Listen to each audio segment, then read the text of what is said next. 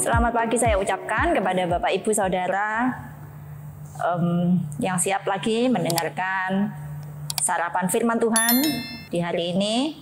Makanan yang sesungguhnya buat kita yang membuat hidup benar-benar hidup. Mari kita membaca dalam Yakobus pasal 1 ayat 19. Hai saudara-saudara yang kukasihi, ingatlah hal ini.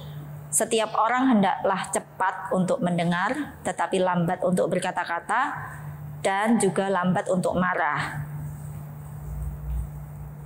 Nah, saya pernah membawakan di Pemuda bahwa mendengar itu melayani, bentuk pelayanan yang sederhana yang semua orang bisa lakukan. Mendengarkan adalah melayani. Saya merasa Tuhan ajari sesuatu lewat ini, ya baru dalam minggu yang baru lewat ini. Waktu itu saya dalam doa pribadi pagi, saya merasa dengan kerinduan saya bilang sama Tuhan, sama Tuhan Yesus, beban-bebanmu itu banyak sekali gitu. Mikiri seluruh dunia, mikiri jalannya alam semesta, bintang dan segala macam yang berputar harus semua diatur tetap pada tempatnya. Terus mikiri masalahnya orang 8 miliar sedunia. Saya terdorong apa ya yang saya bisa bantu gitu. Maksudnya ya seperti kepada seseorang gitu yang kita ingin bantu gitu. Apa yang bisa saya bantu? Saya sudah membantu selama ini dalam hal-hal yang saya rasa Tuhan percayakan kepada saya, tapi pagi itu saya terdorong ngomong gitu dan saya merasa Tuhan jawabnya itu bukan khusus jawaban Tuhan, tapi pikiran saya dibawa seperti kamu kan sudah biasa bilang gitu ya bahwa mendengarkan itu salah satu bentuk pelayanan. Jadi iya saya juga. Ya saya mau dengar lebih banyak gitu loh, beban-bebannya Tuhan apa. Kan saya biasanya bilang kalau orang itu punya beban berat, terus dia datang kepada kita, dia itu mau curhat. Kadang walaupun kita itu tidak punya jawaban, itu enggak masalah gitu loh. Kadang kita menekan diri sendiri dengan, aduh kalau orang ini ngomong sama saya harus jawab apa, saya berikan kata-kata apa. Tapi bentuk minimnya sekali. Pokoknya gini, kita bisa santai aja ya. Saya bilang biasanya begini, kalau Tuhan taruh kata-kata ya itu berarti untuk dia. Kalau enggak ya sudah berarti waktunya kita cuma mendengarkan gitu, cuma masang kuping menjadi telinga buat dia. Itu pun sudah sangat membantu dirasa untuk orang yang curhat itu bentuk pelayanan kita. Dia merasa terbantu cukup dengan didengarkan. Tapi kalau Tuhan memang titipkan pesan ya silahkan harus ngomong. Kalau enggak ya begitu. Nah jadi saya juga paling enggak saya bisa mendengarkan Tuhan gitu. Kalau Tuhan curhat, gitu ya. Kalau Tuhan bilang beban ini ada orang ini begini, ini harus ditolongi gini, saya bisa mendengarkan. Nah di situ saya merasa ada tertegur. Saya merasa saya ini sebenarnya masih kurang mendengarkan Tuhan. Saya untuk mendengarkan orang itu beberapa orang bilang saya adalah pendengar yang baik, mereka terberkati, ya puji Tuhan. Tapi untuk pribadi saya ada dua hal yang saya rasa Tuhan tegur, tapi ini bukan hari itu, berlanjut ya dalam beberapa hari. Itu Tuhan masih ngomong soal itu saya rasa. Dan ya pertama saya ke Tuhan pribadi, karena saya beberapa kali cerita ya, saya ini suka gampang ngelamun, lompat sini situ pikirannya. Jadi waktu saya bilang Tuhan ngomong apa saya dengar, tapi tanpa sadar itu tuh tuing loncat ke sini ke situ gitu. Jadi seolah-olah saya kalau diumpamakan fisik, Tuhan sedang ngomong, tahu-tahu saya lompat tinggal ke situ, walaupun fisiknya saya tetap situ, tapi lompat-lompat gitu, dan Tuhan mungkin loh katanya mau dengarkan aku gitu. Jadi itu masih jadi pergumulan saya, itu saya sadari. Tapi kedua ini yang mau saya lebih tekankan, beberapa hari setelah itu saya merasa Tuhan bilang, kamu, ya saya sudah singgung ini juga di khotbah minggu lalu, kamu belajar dengarkan orang-orang yang lebih sulit levelnya daripada yang kamu biasa hadapi sekarang gitu. Itu yang saya sebenarnya tidak mau. Saya merasa sudah cukup baguslah beginilah gitu.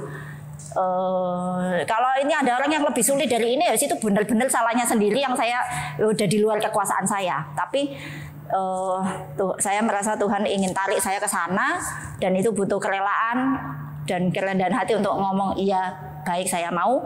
Dan karena Tuhan terus ingin membentuk saya dan kita semua ya terus semakin mirip Tuhan juga dalam hal cara mendengarkan orang. Kita baca dalam Efesus pasal 3 ayat 20.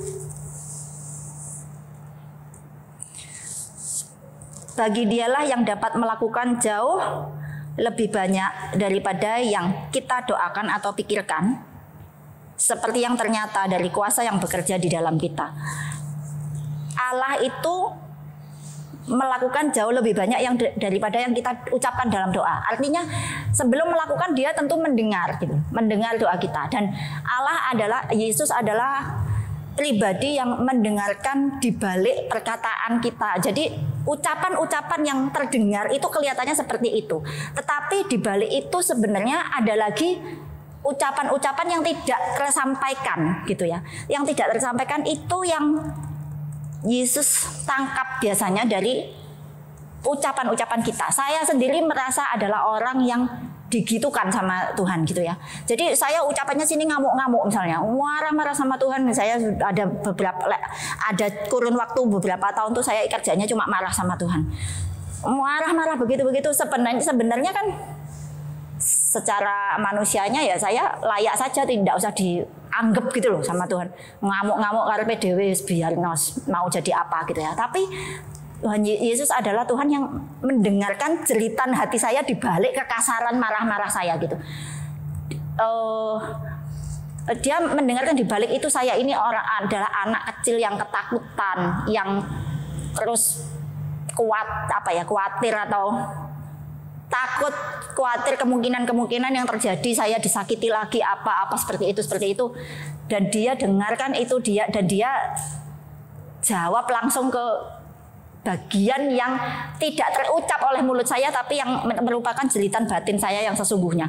Dan di situ dia jawab di situ, dan itu ya salah satu poin yang berkuasa sekali untuk mengubah saya, mempengaruhi saya sedemikian sehingga saya mulai ikut Yesus dan mulai diubahkan.